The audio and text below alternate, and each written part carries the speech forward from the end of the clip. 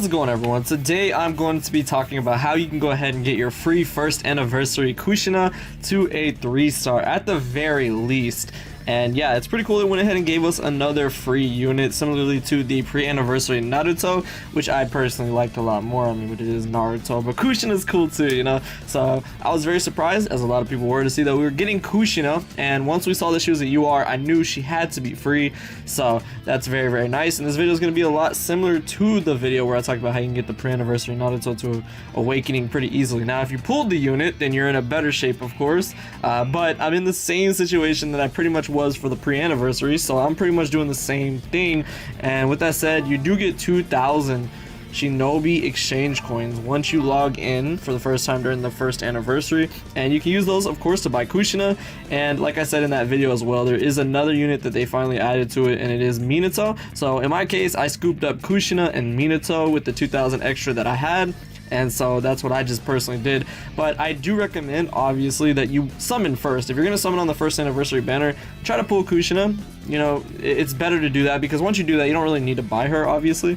So just do that. If you pull her, good. If not, then you're in the same boat as me, and you can still get her to at least, I want to say that at least a 3-star by the end of the Laboratory of the Abyss right here. Now with Kushina, it is a little bit of more of a rip compared to Naruto.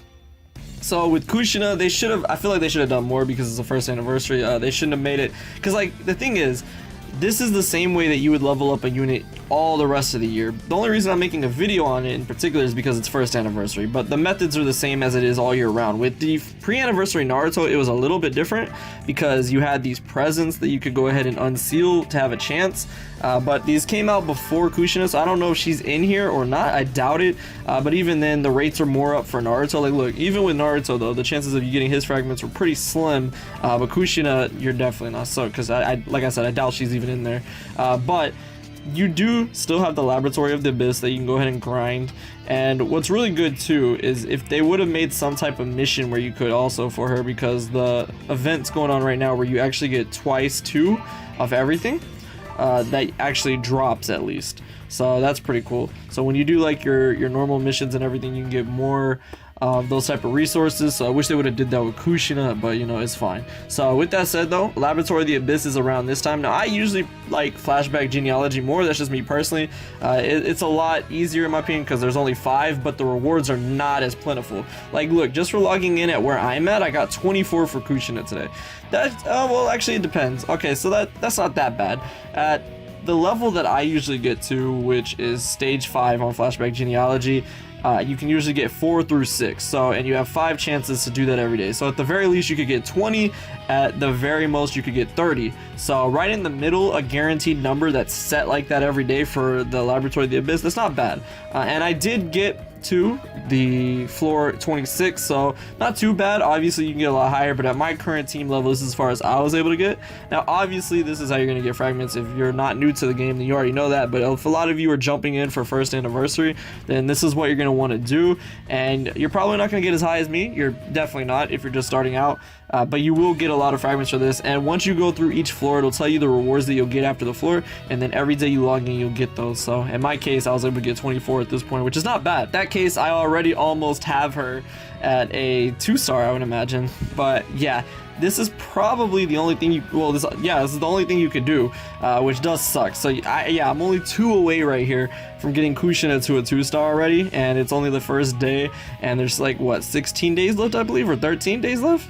13 days left, so not that bad at all. So yeah, I'm looking forward to just grinding Kushina up. I know it's not really that, like, I don't know, there's not really that many plentiful ways to go ahead and get her, but I still wanted to talk about it because it's a first anniversary unit, and I do want to talk about the unit in herself because I didn't talk about her in the video I made yesterday, because KCM Naruto obviously is the main focus. Like, this Kushina is not horrible by any means or anything like that, but Naruto is the main focus. That's pretty safe to say.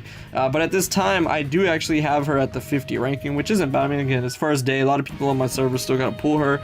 I'm pretty sure she's not the priority, seeing as KCM Naruto is literally like the best unit in the game right now. But let's go and talk about Kushina for those of you who don't know about her, since I didn't do that in yesterday's video.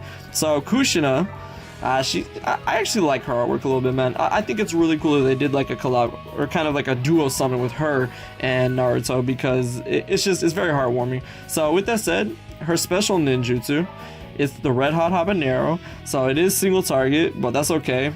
It lowers all enemies' damage increase rates, lowers all enemies' damage reduction rate, and lowers all enemies' critical rate. So that alone's pretty good, honestly. It's pretty good. If they would have made her AoE, it would have been so much better, but it makes sense. But the only reason I say they should have made her AoE is because Naruto's not AoE either, so I feel like at least one of the first anniversary units should have been AoE.